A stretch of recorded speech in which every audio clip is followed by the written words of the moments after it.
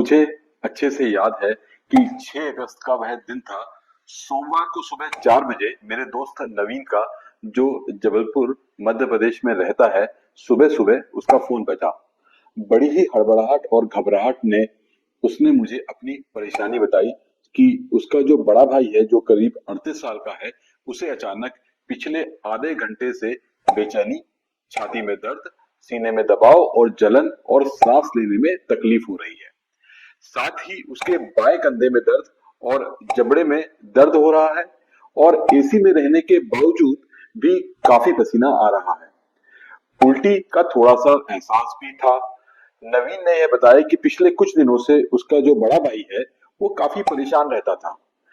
इसकी वजह थी नौकरी और कुछ पारिवारिक तनाव। कुछ ना कुछ गैस की गोली, ब्लड प्रेशर की गोली या डायबिटीज की गोली ऑफ एंड ऑन खाता ही रहता था और काफी स्मोकिंग और अल्कोहल भारी मात्रा में लेने लगा था। ना ही उसकी नींद पूरी हो रही थी, ना ही किसी भी तरह की एक्सरसाइज काफी दिनों से वह कर रहा था। नवीन यह भली भांति समझ रहा था कि उसके भाई को दिल के दौरे की तकलीफ हो सकती है और यह सोचकर वह काफी डरा हुआ था। अस्पताल काफी दूर था, जिसमें लगभग 1 डेढ़ घंटा लगता है और समय भी सुबह सुबह का था। इन परेशानियों को सुनते ही मेरे मन में किसी भी तरह की शंका नहीं थी कि उसको दिल का दौरा पड़ा है।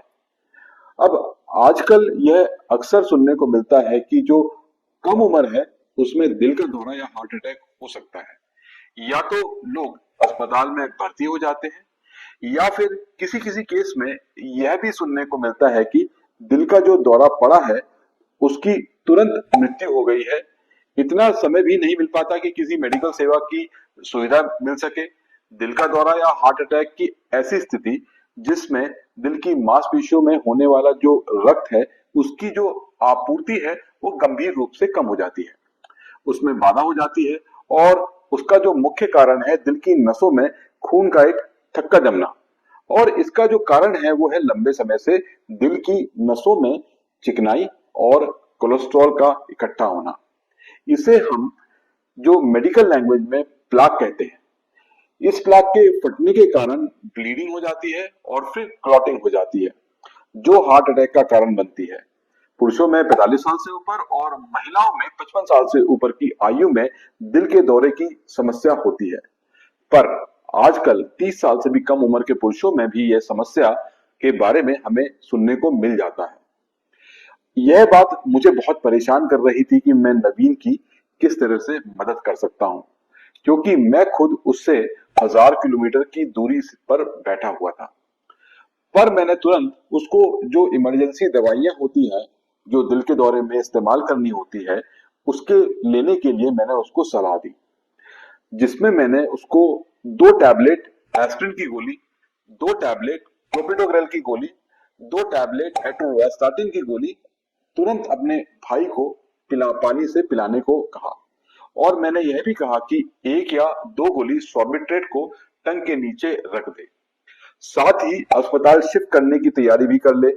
उसने पड़ोसियों की मदद से सबसे पहले तो गोलियां मंगवाई और फिर एक गाड़ी का इंतजाम करके उसको तुरंत अस्पताल में शिफ्ट करवाया।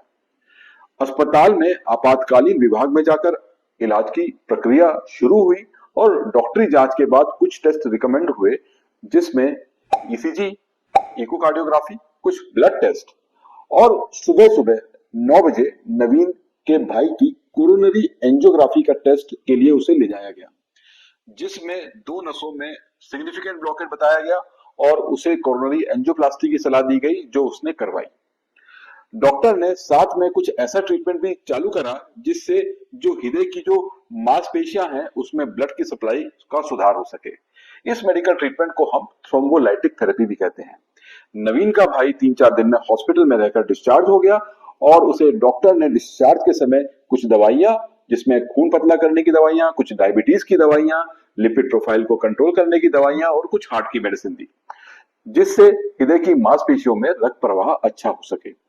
साथ ही बहुत सारी सावधानियां और सुझाव डॉक्टर ने दिए, जैसे नियमित रूप से एक्सरसाइज करना, ब्लड शुगर कंट्रोल करना, चिकनाई का सेवन कम से कम करना और मानसिक तनाव को कम रखने के लिए या तो मेडिटेशन करना या फिर कोई हॉबी को डेवलप करना जिसको उसको करने में काफी खुशी मिले।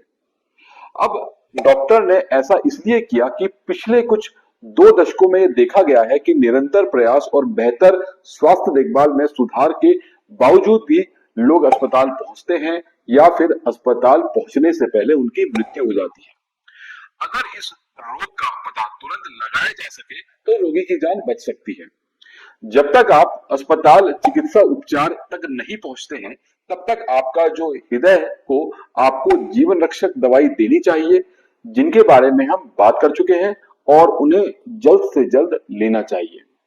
मेरे दोस्त नवीन ने इस दर्दनाक अनुभव के बाद अपने भाई को इस बीमारी को ठीक करने के लिए काफी मदद करी। उसने यह सुनिश्चित किया कि इमरजेंसी ड्रग जिनका हमने जिक्र किया है वह उसके भाई के पास हमेशा मौजूद रहे। साथ ही उसने एक डिसिप्लिन बनाया जिसमें एक्सरसाइज का टाइम, सोने और उठने का सही टाइम, डायबिटीज कंट्रोल करने के लिए सही डाइट और एक्सरसाइज उसको फॉलो करवाया। नवीन के भाई की सेहत में अब काफी सुधार है। वह सभी सुझावों को फॉलो कर रहा है, दवाइयों को टाइम पे ले रहा है, साथ ही अपनी बीमारी के बारे में सही जानकारी और आगे के इलाज के लिए रेगुलरली वह अपने डॉक्टर से परामर्श करने के लिए मिलने जाता है। तो दोस्तों, नवीन ने तो अपने भाई की सही समय पर मदद करके उसे बीमारी से निकालने में सफलता प्राप्त करी, लेकिन ऐसा हर बार नहीं हो पाता। जो सावधानी और सलाह के बारे में हमने बात करी है, आप उसे फॉलो करें। दिल के दौरे में किसी भी सिम्टम को जल्द से जल्द पहचाने, यह सोचकर कि वह एसिडिटी का दर्द या कोई छाती का दर्द हो सकता है या कि मुझे हार्ट की दिक्कत हो ही नहीं सकती, अपने ट्रीटमेंट में देरी ना करें।